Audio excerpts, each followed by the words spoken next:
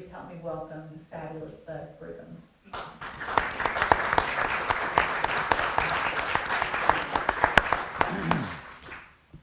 Well, way too generous, but I'm really excited to be here, and I'm particularly excited to introduce session 1, the Earth's climate history. And I'm comfortable doing this because I am an oil and gas guy, and I've studied Earth's history. It's at my roots, I'm a geophysicist. I've studied right here at the University of Texas, and so I'm going to make a couple of brief, broad points.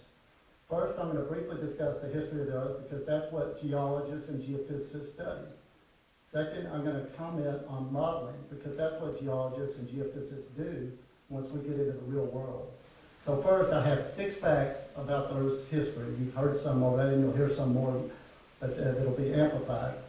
6 facts. First fact, climate changes. It always has, it always will. It's been a lot hotter in the past than it is today. In fact, we've had warming and cooling spells roughly every 1,500 years. And today's temperatures are easily within the historical ranges. Second, species do better in warmer climates. They struggle more in cooler climates. I like warming. Third fact, partly as a function of that, sea level has fluctuated dramatically over Earth's history, but this area has been flooded by oceans many times throughout Earth's history. Fourth fact, CO2 levels have also historically fluctuated. They've been much higher than they are today, and 100 years from now, CO2 levels will still be lower than prior levels. Fifth, Leighton will talk about this, CO2 is not pollution. It's necessary for survival. It greens the earth, and green is good. Sixth, and last on Earth's history, the most recent warming spell, which we experienced over the prior century, and that I'm personally grateful for, began before the Industrial Revolution. It was obviously not initiated by the burning of fossil fuels. And based on the last 18 years of satellite readings, temperatures have flattened, despite the fact that CO2 levels continue to rise. So it appears that the recent warming spell may have ended. So the first point I'm making, based on the Earth's history in geophysics, which we study in college, is yes, the climate changes. Always has, always will, but don't be scared. The second point I want to make is, because in school we got to look backward, but once I got into the business, I had to look forward. And to make a living, you have to look forward and try to predict the future, predict where things are. In my case, as a geophysicist, I was working for Western Geophysical and seismic data processing, and later interpreting data. And of course, that's all modeling. We're trying to model what's below the surface of the earth to try to predict where there's oil and gas. Sometimes we were right, but usually we were wrong. But there was an old saying that I learned early on in seismic data processing, and it was garbage in, garbage out. You know, models are simply models. They're all a function of your assumption, the assumptions that go in. And we also learned from the oil and gas business that some of our best models, the ones we fall in love with, turn out to be our biggest dry holes. Oil and gas business is a very humbling business. We've drilled lots of dry holes, and they're very costly. On the other hand, while that's painful, it's a dose of reality. And healthy, and it's obviously very healthy when reality corrects your models. It makes you better. In oil and gas and in the free market, when our models are wrong, we lose money. If our model is right, we make some money. It's a virtuous cycle. Now, I'm sure some of the speakers will show you the climate models. For 18 years now, they have been just awful. Consistently forecasting higher temperatures than reality. Have we seen those models change? Maybe Leighton will tell you, I haven't noticed any change in them. Not materially, anyway. Why is that? Well, obviously, there are no market forces correcting the models. When it comes to government funding to advance the growth and power of government, there are no dry holes. Thus, our money from government keeps flowing to support the climate change thesis. Like a good friend of mine who's in academia, and he preferred I not share his name, but he told me, and this is a quote, "It's simple, bud, just follow the money." They're following the money. So let's call it what it is. It's plain and simple, collusion of special interests with your government. Sadly, it's corrupting academia, and it's corrupting science. So that's my comments. Let me move on and make my introduction. I'd like to introduce the Honorable Robert Henneke. Robert's the director of the Center for American Future at the Texas Public Policy Foundation. Before joining the foundation, Robert served as the twice-elected Kirk County attorney, where he fought to protect the community through tough prosecution and brought conservative values to county government. Robert began his legal career serving as an assistant attorney general in the General Litigation Division under the leadership of Texas Attorney General Greg Abbott. He is a member of the State Bar of Texas and is admitted to practice before the Fifth Circuit Court of Appeals, as well as the federal district courts in Eastern, Western, Northern, and Southern districts of Texas. Robert received his law degree from the University of Texas School of Law, where he founded the Texas Law Republicans. He might have been the only member. He earned his undergraduate degree in English literature from Georgetown University. Robert graduated from Tybee High School in Kerrville, Texas, and he lives in Austin with his wife Leslie and their 2 sons. And Robert is an Eagle Scout. So, Robert. Thank you, Mr. Brigham.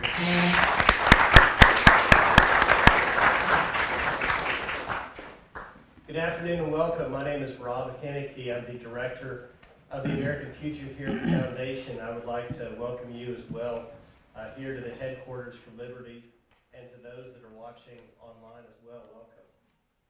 It's my pleasure to moderate the panel here today, to introduce our esteemed guests, and then afterwards to have some questions and answers from the audience with time permitting. But first of all, I would like to introduce our first panelist, Mr. Leighton Steward. Mr. Steward is a geologist, an environmentalist, and a former energy industry executive. He's the former chairman of the National Wetlands Coalition, the Audubon Nature Institute, and several energy industry associations. Mr. Steward is also a member of the former advisory board for the Lamont Doherty Earth Observatory at Columbia University. He is a #1 New York Times best-selling author, and is also the recipient of the Environmental Protection Agency's Environmental Excellence Award. Please welcome Mr. Steward.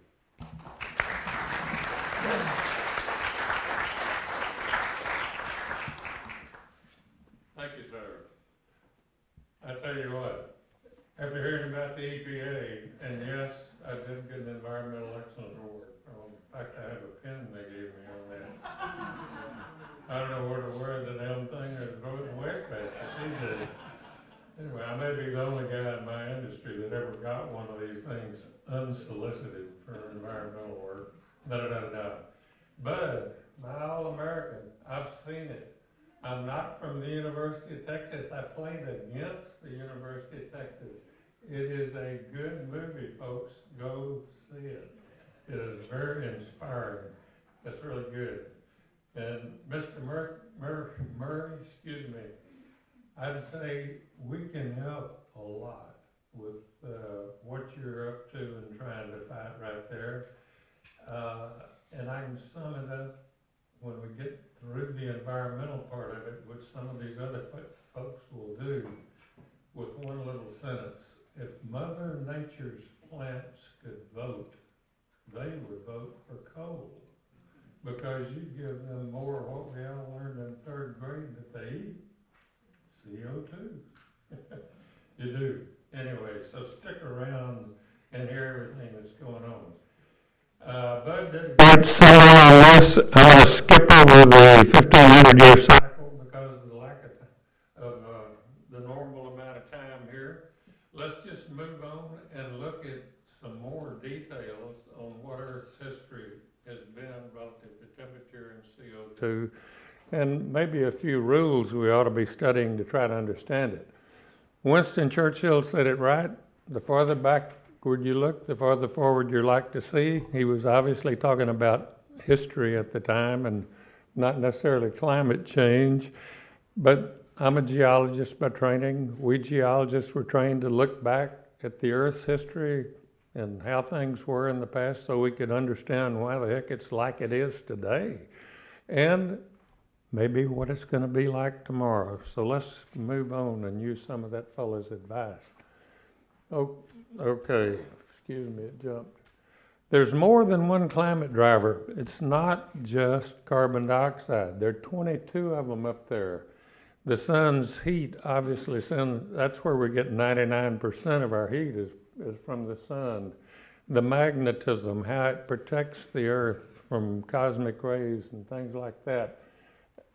Earth's ocean currents are very important. You're going to hear about that from other people, so I'm not going to go into all of those things because we've got some serious people here that are experts in these individual areas, if not a whole lot more than Leighton is. So I'm going to skip over some of these because I only have 12 minutes to talk here.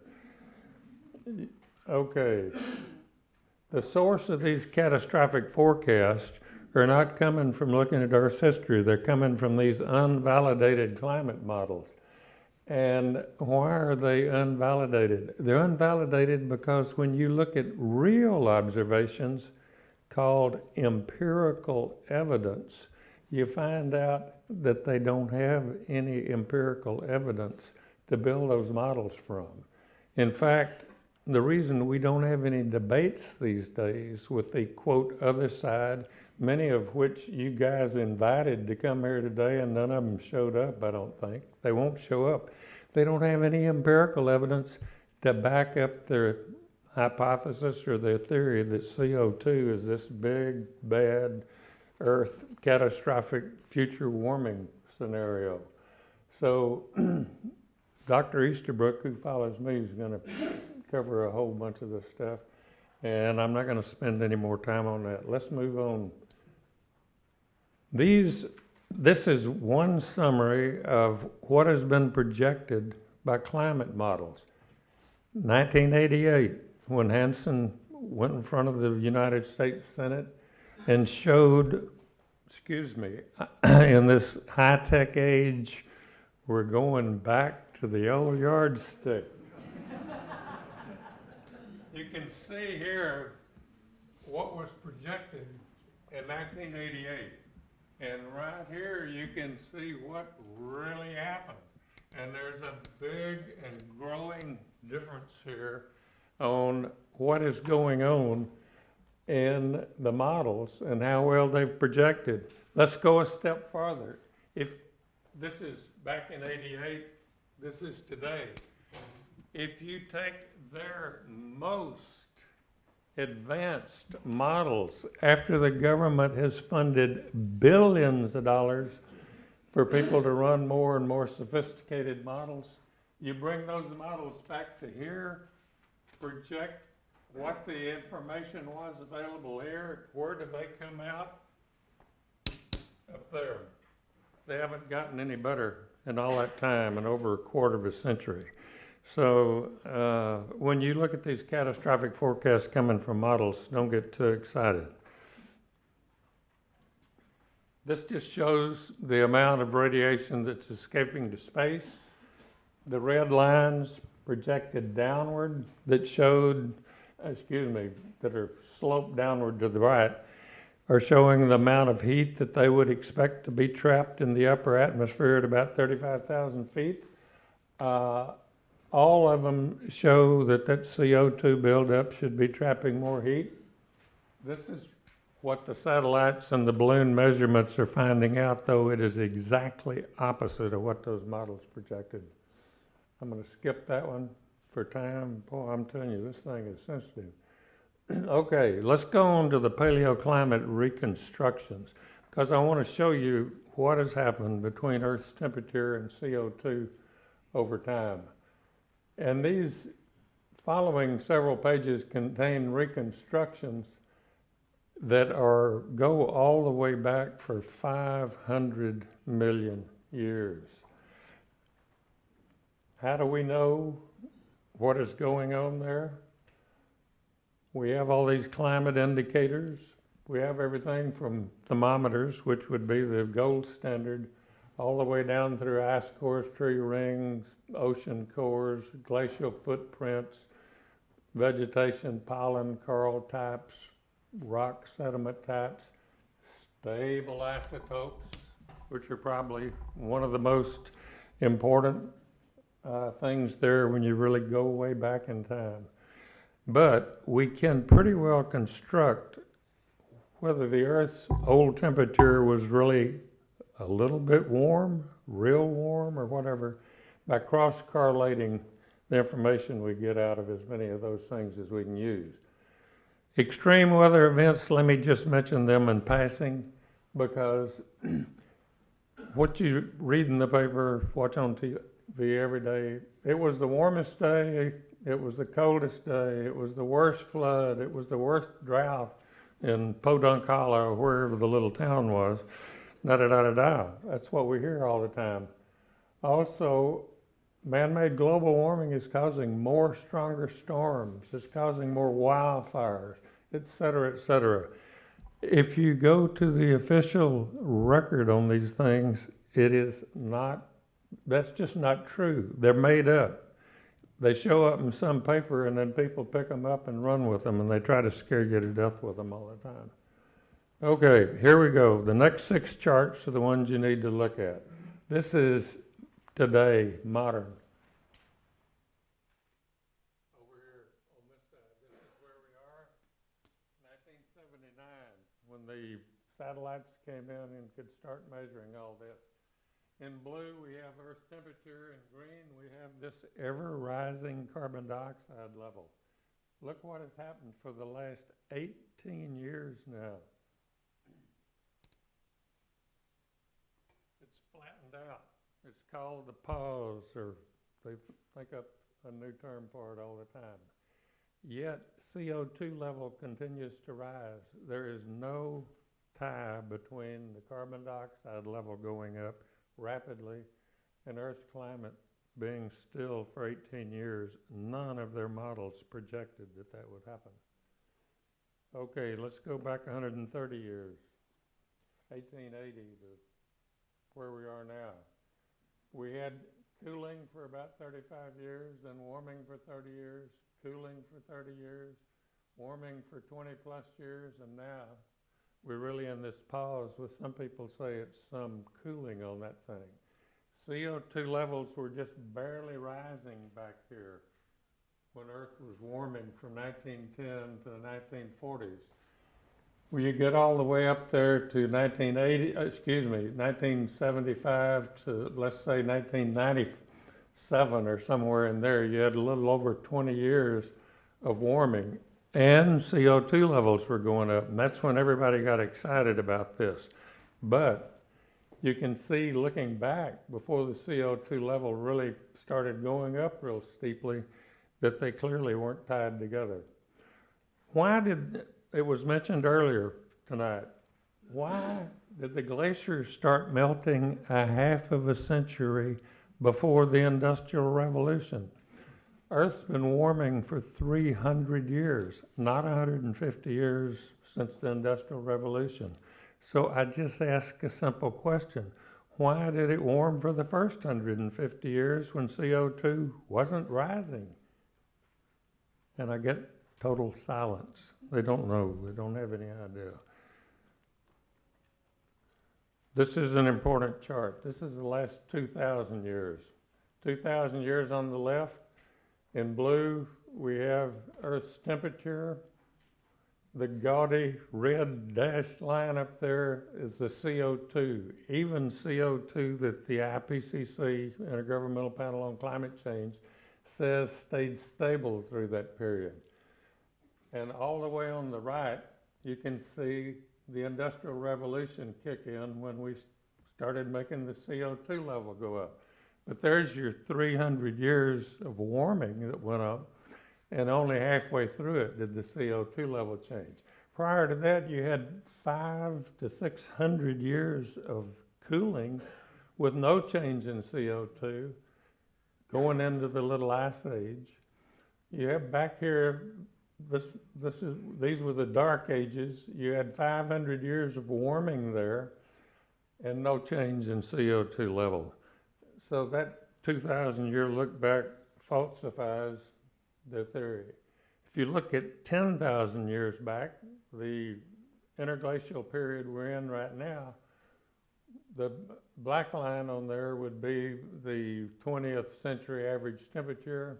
You can see in red that over half the time from where we are today, right here, if you ran that line back across here, over half the time we would be warmer than we are today, even though the CO2 level is 40% higher today. All right, this is the last real good one.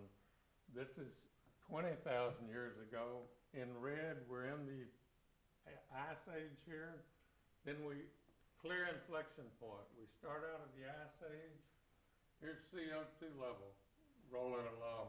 Clear inflection point. We start out, we start into more CO2 level. The only problem is there's 700 or 800 years of lag in there. The temperature changes first, and then the CO2 level changes. So that is a real interesting thing, and they have problems with that one also. Okay, no flat lines. Earth's ever-changing temperatures, 5 million years of temperature change on the top, 400,000 years in the next one, 120,000 years in the third one, and only 120 years. You don't find any flat lines there. The Earth, the temperature is ever-changing. So I think I've about run out of time, but this is 500 million years ago now. That's the last one. And it does not show that temperature, which is in blue, and CO2 levels, which were 7,000 parts per million here now versus the 400 we're breathing, are not tied together. There's divergence in there many, many times. Carbon dioxide and temperature are not tied together that well. And with that, I know I've run through all my 12 minutes. And if anybody has any questions they want to ask about this, I'll be happy to stick around and do it. Stay here for tomorrow because I've got to say one last thing. Listen to this and compare it with what's coming out of Washington today. These conclusions say the science of the cause of climate change is not settled. Natural processes dominate. Man-made CO2 impact appears to be muted. Empirical evidence does not support catastrophic warming. The government's overreacting. The forecasts are coming from unvalidated models. That the EPA and the administration called CO2 a pollutant is scientifically embarrassing. And using 165 years of real data, we don't have to worry about, at a maximum, any more than about a degree rise by the end of the century. That is going to be elaborated on by our Right Climate Stuff guys tomorrow, so come back and listen to that. Thank you, Mr. Steward. Thank you, sir, for those remarks. And it's now my privilege to be able to introduce Dr. Don Easterbrook. Dr. Easterbrook is a professor emeritus of geology at the Western Washington University. He's written a dozen books, published more than 185 papers, and presented 30 research papers in 15 countries. He was awarded for distinguished service to the Geological Society of America, and in 2013, he won the Lifetime Achievement Award from the Northwest Geologic Society. In 1999, Dr. Easterbrook predicted 25 to 30 years of global cooling based on ongoing cyclical climatic patterns, and the predicated cooling is now happening. Please help me welcome Dr. Easterbrook.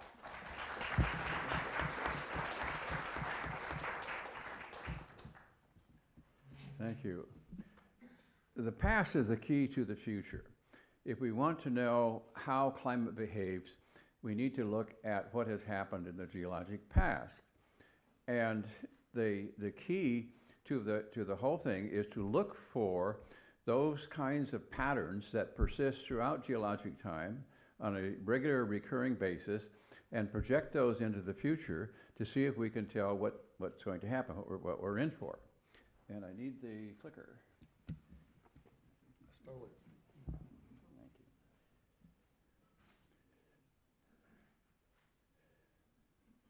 A warning, I'm going to show you a lot of data, and for those of you who don't like graphs, you're welcome to sleep through it. What I want to do is to make the point that what I'm saying has behind it solid, real data, and that what I'm saying can be checked.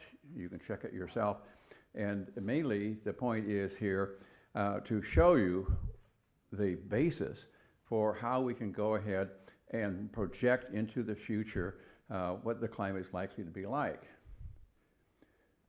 In 1797, Charles Lyell said the past is the key to the future, but we can extend that now to say that the past really tells us what we might be able to expect in the future. So with that in mind, how can we go about looking into the past and determine what the climate was like? Here are a few of them. Leighton has also enumerated many more. The three top ones: historic measurements, that is temperature measurements; isotope measurements from ice cores that tell us what the temperature was like in those ice cores when the snow fell; glacial fluctuations; and the rest. I'll concentrate on the first three, but be aware that there are many more. In order to look into the past and look at data, we need to know how reliable the data is. And so I'm going to spend a couple of minutes very quickly showing you something about the reliability of data and the kind of data that we need to have in order to project into the future. NOAA, who operates the weather stations in the United States, has stations in many, many places, but only 15% of those actually meet the standards for reporting weather. In other words, 85% of the NOAA weather stations are recording data which doesn't meet minimum requirements. NASA also has a climate branch, and they regularly corrupt the data by making changes after the measurements have been made. There are two satellites called UAH and RSS, and these satellites record the temperature globally and are not corruptible by making adjustments because there's nothing to adjust. So you're going to be hearing a lot about 2014 was the hottest year ever, and now it's going to be 2015 hottest year ever. And you're going to see that a lot probably coming out of Paris. Last year was supposed to have been the hottest on the earth in recorded history. So let's check that to see if that's reliable. In the upper right-hand corner, you see a green curve with a red line. That's the satellite data. That's uncorruptible data. And if this was going to be the hottest ever, you would think there would be no peaks above that line, wouldn't you? But look at the next one lower down on the right-hand side, and you see all those red lines pointing to peaks. All of those peaks record temperatures that are higher than in either 2014 or 2015. And there are 16 of them just since 1983. In other words, what we can say about the hottest year ever is that it was the 16th hottest since only 1983, and there were a lot hotter years in the 1930s. So on the left-hand side, you see a curve. It says satellite measurements, and then above it, NASA altered temperatures. The satellite measurements show a declining temperature. And once NASA got a hold of the surface temperature data, not the satellite data, the red curve shows how they have corrupted it to make a cooling trend appear as if it's a warming trend. This is what I mean by data corruption. So how did they do it? In the upper left-hand corner is the unaltered temperature record for the US. And notice that the high red peaks, red is warm, blue is cool, that there are a lot more high red peaks in the 1930s and 40s than there are in a more recent part of the history. So how can that data be corrupted? The lower left-hand corner shows how they do it. The blue lines that point down are the amount of temperature that they have subtracted from the actual measurements. And the net effect of that is that if you take a flat curve and you make part of it smaller, you get a tilt. And then if you lift this, you get a still deeper one. That's essentially what they do. And that's how they get the graph on the lower right-hand side, where the blue shows the actual measured temperature, and it actually is a declining trend. The red shows it after NOAA has gotten through with it and applied the so-called corrections that you see on the lower left, and they have in fact pushed down all the very hot weather we had in 1930s and 40, pushed that down, and either not changed or elevated the latter part of the record. So they've changed a downward trending curve into an upward trending curve that appears to represent global warming. It just simply is not true. In addition, what most people don't realize is that a large part of the Earth's surface has no temperature measurements available. On the left-hand side, the map shows in gray those areas for which there are no recorded temperatures. So how can we then get a global picture by measuring surface temperature? What NOAA and NASA and the Hadley Institute do is they take those gray areas and they look for some temperatures somewhere around the periphery. And then they put this in a model and extrapolate those temperatures into the area for which there is no temperature recorded. And on the right-hand side is a graph that shows the percentage of data which goes into their climatic models and upon which all of their conclusions are based. It shows the percentage based on stations which do not actually exist. In other words, these are essentially fake stations. These are made up. These are stations where they say, in this place, we think the temperature would be this much if we had a recording here, but since we don't, we'll use our model to tell us what the temperature at that point is. And so the problem, of course, is that if the model is wrong, then everything else is wrong.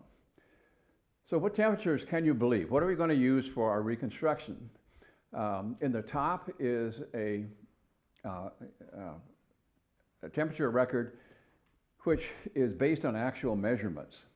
And the same is true for the red graph in the middle. The one on the lower left is the satellite temperature, which we've already talked about.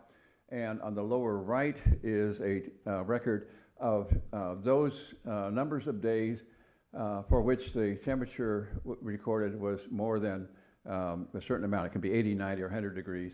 But what you'll see is in the middle, the high peaks are all in 1930s and 1940s. And so the point being that it was a lot hotter. The hottest decade was in the 1930s, not recently. And we know that's true because the glaciers tell us that. The glaciers retreated much farther up valley in the 1930s and 40s than they have in the more recent warming. So how can we go about predicting the climate then? Well, one way is to use models. And this is the way that's done by the UN groups and various governmental agencies. So how good is their projection? On the right-hand side, the curve that you see, the rising red line, is their model projection of what the temperature is going to be by the end of the century.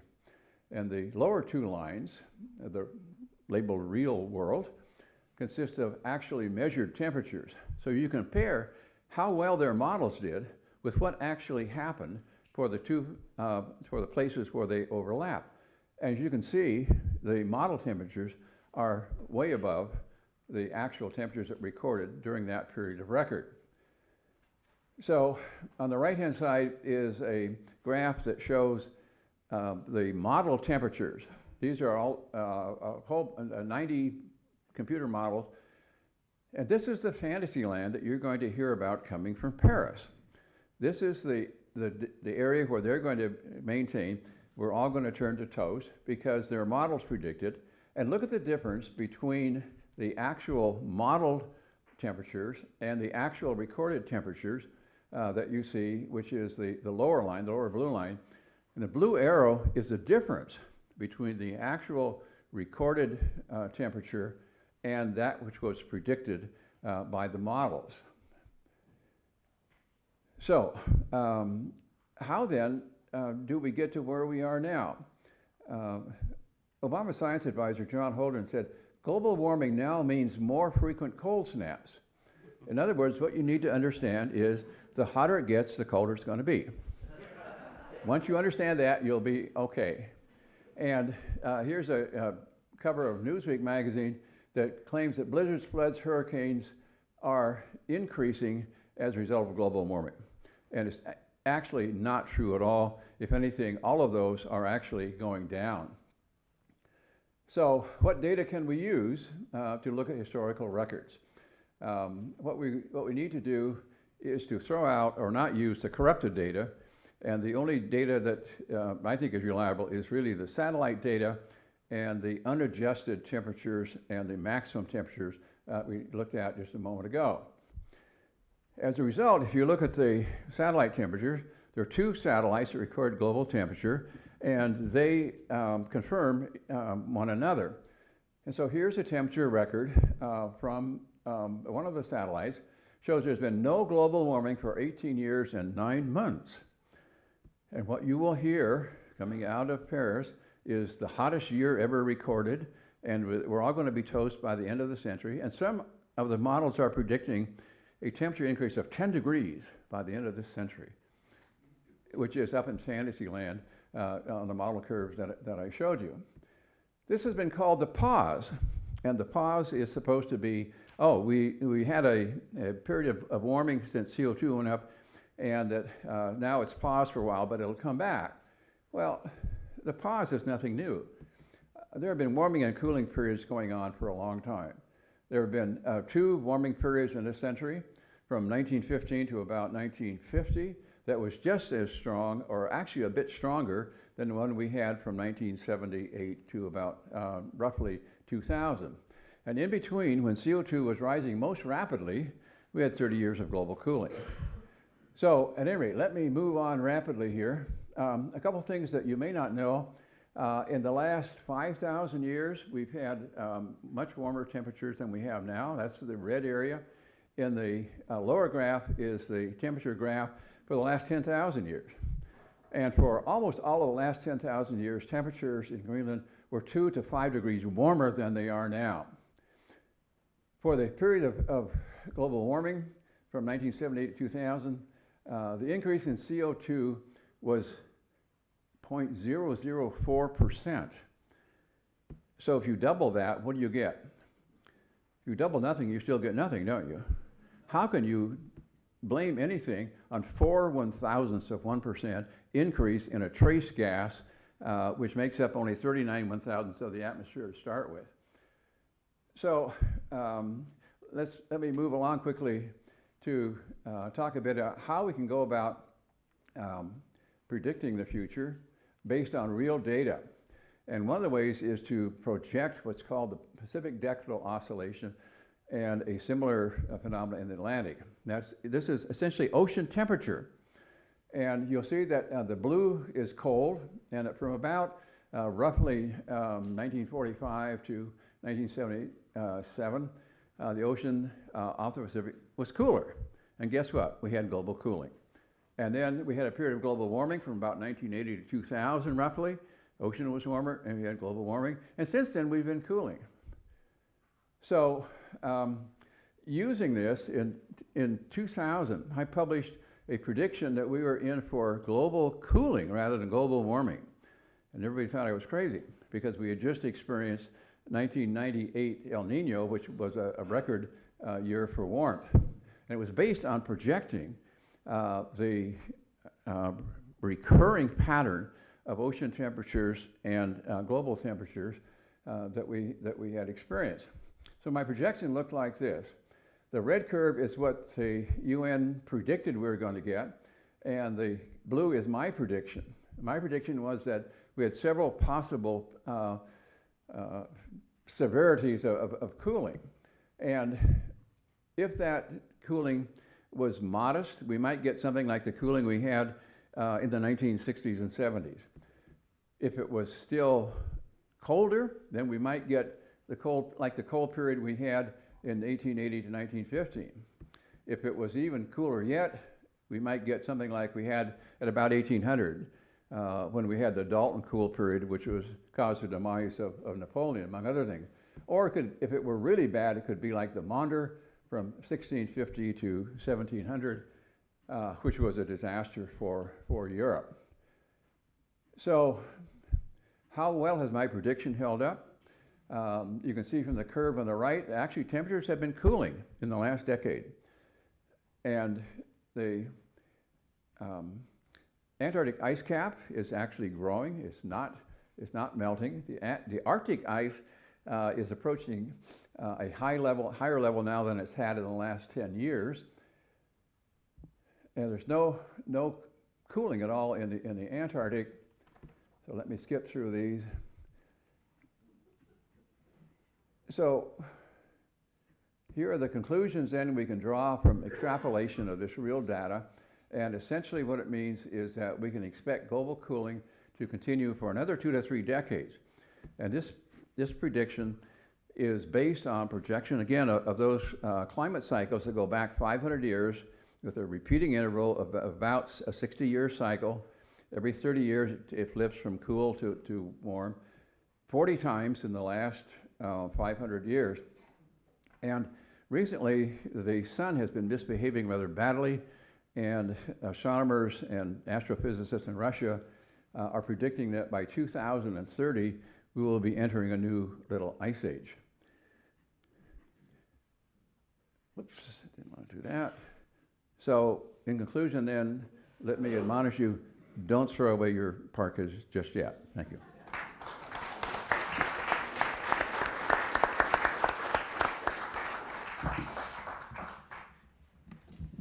Dr. Easterbrook, thank you. Thank you very much for your remarks, and as well, Mr. Steward. We have reached the time limit for the discussion today. I know both of you gentlemen would stay around for some time during the break. But thank you all again for participating in this first panel. We're going to take a 10-minute break, and then we will continue on with panel discussion 2. Thank you.